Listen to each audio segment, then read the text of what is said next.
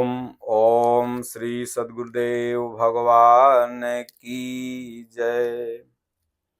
श्री गुरु चरण सरोज रज निज मन मुकुर सुधारि। बरनउँ रघुबर बिमल जस जो दायक फल चारि। बारी मथे घृत होई बरु सिकताते बरु तेल। बिनु हरि भजन न भवतरिय यह सिद्धांत अपेल। बोलिए श्री सद्गुरुदेव भगवान की जय। एक बहुत ही प्रेरक सत्संग है कि हम लोग ज्ञान की बातें सुनते तो हैं प्रत्येक जीव, लेकिन उसे अपने आचरण में कितना उतार पाता है यह मायने रखता है। इसलिए कोई भी ज्ञान की चीज आप सुनिए तो उसे अपने चरित्र और आचरण में उतारने का प्रयत्न कीजिए। एक दिन में तो नहीं उतर जाएगा, लेकिन उतारने का प्रयत्न अगर करिएगा तो धीरे धीरे अवश्य उतर जाएगा। क्योंकि करत करत अभ्यास ते जड़मति होत सुजान। अरसरी आवत जाते शिल्पे पड़त निशान। इसलिए इस प्रेरक सत्संग को सुने और इससे सीखें। एक बुजुर्ग थे, प्रतिदिन मंदिर में जाते आते थे। उनका पोता भी था 10-12 वर्ष का, वो भी साथ में जाता था। संयोग से उनके गांव में श्री राम कथा का आयोजन हो गया। तो 3 बजे दिन से कथा प्रारंभ होती थी, 7 बजे शाम तक चलती थी। तो सपरिवार जाके कथा सुनते थे, नाती पोता पतोह सब जाता था सुनने। जब कथा 7वां दिन पूर्णाहुति विराम समापन की ओर थी तो 7 दिन में उनका जो 12-13 वर्ष का पोता था वो महात्माओं का प्रतिदिन सत्संग सुनता था, सीखता था। उसने 7 दिन में यह समझ लिया कि संसार नश्वर है, मनुष्य शरीर भगवान का भजन करने के लिए मिला हुआ है, अतः भजन चिंतन करना चाहिए। इन सब बातों को वो सीख लिया। अब 7वें दिन जो संत कथा बोल रहे थे, अच्छे महात्मा थे। आजकल तो कथावाचक लोग, गृहस्थ लोग भी कथा बोलते हैं, लेकिन पहले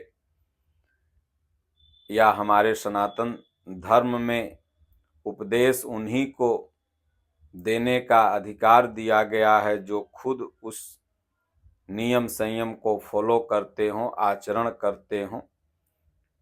पर उपदेश कुशल बहु तेरे, जे आचरण ते नर न घनेरे। तो पर उपदेश वालों को नहीं, बल्कि जो आचरण वाले महापुरुष हैं, संत हैं, उन्हीं को सनातन धर्म उपदेश करने का आदेश अधिकार देता है। और सद्गुरु महापुरुष ही उपदेश कर सकते हैं। तो अच्छे महात्मा थे, उनके उपदेश का छाप उस बालक पर पड़ा। नारद जी के तरह, ध्रुव के तरह, प्रहलाद के तरह वह बालक यह विचार कर लिया कि अब हमें भजन भाव ही करना है और कुछ नहीं। 7वां दिन जब कथा विराम हुई, सब उठ के अपने घर चले गए। जितने भक्त जन श्रोता थे वहां पर, उनके परिवार वाले भी चले गए। घर पहुंचे तो बच्चा नहीं था, वो सब ढूंढने लगे। बोले देखो मेला में तो नहीं खो गया, देखो बाबा के पास तो नहीं है। इधर वह बच्चा महात्मा जी जहां पर रह रहे थे कुटिया में आया, कहा महाराज अब हमको आपके साथ भजन करना है। महाराज ने कहा अरे बेटा, अभी उम्र छोटी है। बोले नहीं, आपने ही तो कथा में सुनाया कि भक्ति भजन के लिए उम्र की कोई जरूरत नहीं। ध्रुव ने भक्ति किया, प्रहलाद ने किया, अब हमें भजन करना है। महात्मा जी से उसकी यही बातें हो ही रही थी कि तब तक उसके दादाजी बाबू पहुंच गए। बोले अरे तुम यहाँ क्या कर रहा है, चलो। बोले नहीं दादाजी, अब आप लोग जाओ। ये रिश्ते नाते जितने भी हैं सब मोह माया से हैं। ये आत्मा का कोई रिश्ता नहीं है। आत्मा निर्विकार है, निर्लेप है। नैनम छिदन्ति शस्त्राणि नैनम दहत पावकः न चैनम क्लेदयन्तापो न शोषयति मारुतः। ये आत्मा अगला जन्म में भी कहीं थी, इसे कोई काट नहीं सकता। फिर ये आपके यहाँ आ गई। अब कर्जा मेरा खत्म हो गया, अब मैं भजन करूंगा। अब हमको अपनी आत्मा का उद्धार करने दीजिए, नहीं तो बार बार 84 लाख योनि में जाऊंगा। ये 7 दिन में हमने यही सीखा सत्संग में, और आपके साथ मंदिर में जाता था तो मेरा पुण्य पुरुषार्थ बढ़ता था। मैं बार बार सोचता था कि मनुष्य शरीर क्यों मिला है, किस लिए मिला है। क्या कमाने खाने मरने के लिए, शादी विवाह करने के लिए, बाल बच्चा जन्माने के लिए, धन अर्जन करने के लिए, या और कुछ करने के लिए मिला है। तो इसलिए मैं अब भजन करूंगा और कुछ नहीं। तब महात्मा जी चुपचाप सुन रहे थे नाती पोता की बात, दादा का।